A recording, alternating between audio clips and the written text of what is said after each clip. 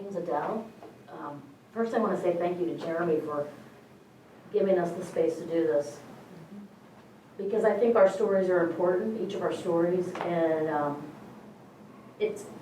I'm like you, I'm tired of trying to pound on people's head and make them love me, accept me, and welcome me. Yes, I see our community as a social justice issue and fighting to give us space at the table in different faith communities if that's where people want to be. But trying to do this bridge building, bridges fall apart. You know what I'm saying? It's this love the sin or hate the sin, to me, is, I had the revelation the other day, is more about stroking the ego of the person saying that they love me. They're compartmentalizing me if they can't love all of me and who I am, in my orientation and who I am. Because I didn't choose to be gay. I choose to live into who I am. So that to begin with. I knew I was queer when I was 5 or 6 years old. I didn't have the language to put to it. I liked another 5 or 6 year old girl named Donna. We played house. You know, we kissed. We were actually got caught kissing and making out in her parents' walk-in closet by her mom and my mom one time, and then was never talked about again. Never talked about. Well, as you go on, I was always attracted to girls, but I think for you said tradition, but for me it was more societal pressure. I call it, now we call it a heteronormative society. You don't like someone of the same sex. You have to like someone of the opposite sex. So as you got into middle school and high school, and you're going through puberty and you have hormones and, you get sexualized and you feel good and you date and kiss. And of course I dated boys and fooled around and all that. And sure, it felt good. And I'm not going to deny that, but I couldn't connect on a deep emotional level with them. So I go through college, I date guys, and then after college, dating guys stop. I go to grad school, I'm depressed, and I get involved with an ex-gay ministry called Sought Out. It's a smaller ministry of the bigger ministry, which is no more, called Exodus. And you go through, and it's basically a pray away the gay ministry. And you go to conferences, you get holy water sprayed on you, you go up for prayer, you get slain in the spirit, it's all charismatic. You go through this 30-week program where you are in a big group and you talk with men and women, and then you go break into smaller groups of just women and just men, and you share your struggles. But then you can't hang out with those people outside of the group. You have to have healthy opposite sex relationships, and so you can build them. And it just was a farce. I would pretend to be like, yeah, I got it all together, I got it, but I was white knuckling it, I was repressing, I was suppressing, whatever it was. And I get out of grad school, and I move to LA, and I have a couple gay friends there, and I start living a double life. I'm going to church on Sundays, going to Bible study midweek, but then I'm hanging out in the gay bars, having a great time, meeting women, hanging out with my gay guy friends, dancing, drinking, and not thinking anything about it. And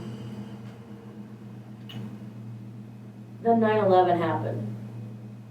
And I went over to Northern Ireland. I was part of a youth, YWAM, Youth with a Mission, missionary organization, and met some people there that got me thinking differently about the Bible, that you didn't have to have this narrow interpretation of the Bible, that there's not one way to interpret the Bible, that there are other interpretations to the Bible.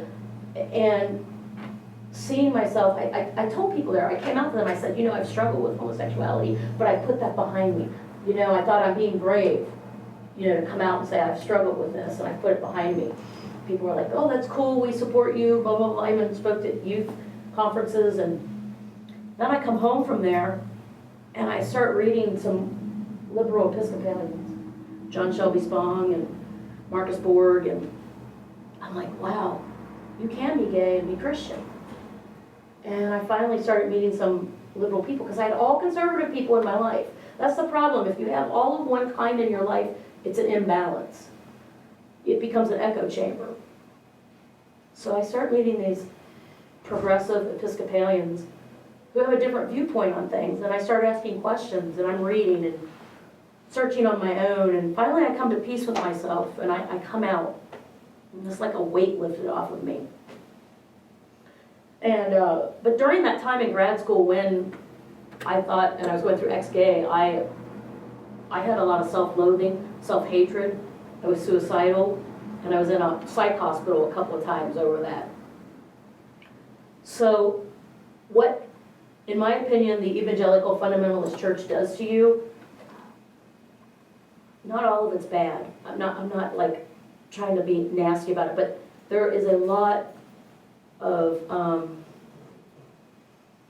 what's the word I'm looking for? A lot of pushing at you to tell you you have to believe this single way or you're wrong and you're going to hell. And it's my way or the highway, as the pastor would say. And God said it, so that's it. When there's different ways, there's different interpretation of the Bible. So I go through this phase. I'm involved with the Emergent Church, Emergent Village. Some of you know that.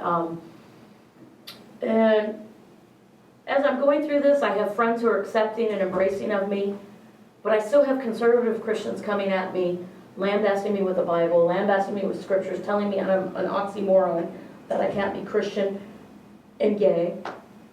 And I'm tired of it. It wore me down. Besides, I already started coming to terms with some other things in Christianity that I didn't believe anymore. But that was a big thing that pushed me out of Christianity because of the hatefulness. And so I left Christianity. I'm an agnostic now. But I will die to help my friends who are Christians and who are queer, who want a place at the table, whether it's Christianity, Islam, Judaism, whatever it is. If they want a place at the table, they deserve that place. Because if that spirituality is important to them, they have a right to be there, and no one can tell them any differently. And it's not up to us to judge people. That's up, if there is a spiritual deity, that's up to that spiritual deity to judge. So I applaud you and your journeys, because thank you for being an accepting mom. My mom just wrote me a few months ago and said, if I did not repent and give up being gay, that I was going to spend eternity in hell with my Jewish grandparents. And that stabs. It hurts. And someone to tell you to get over it, grieving is in your own time. And I'm sorry, it fucking hurts. It's my mother, and that's your mother. It hurts to tell me that I'm going to go to hell, and the woman who gave birth to me, that hurts.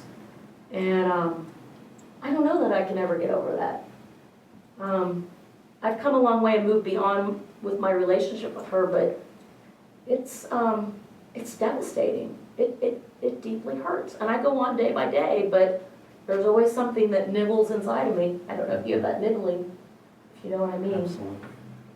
And, you know, Sherry's been like a mom to me. You know, Laura, as my girlfriend, is loving, but there's something about your birth mother that just, when she can't accept you, she says she loves me, but I'm sorry, she doesn't love me when she can't embrace all of who I am. And my queerness isn't all who I am. I'm a multifaceted person, but it's a big part of who I am, and I'm proud to be queer. And when I came out, I was proud, and I'm very proud, and I'm proud to shout it from the rooftops. I'm not scared to tell anyone that I'm gay. And so that's my story.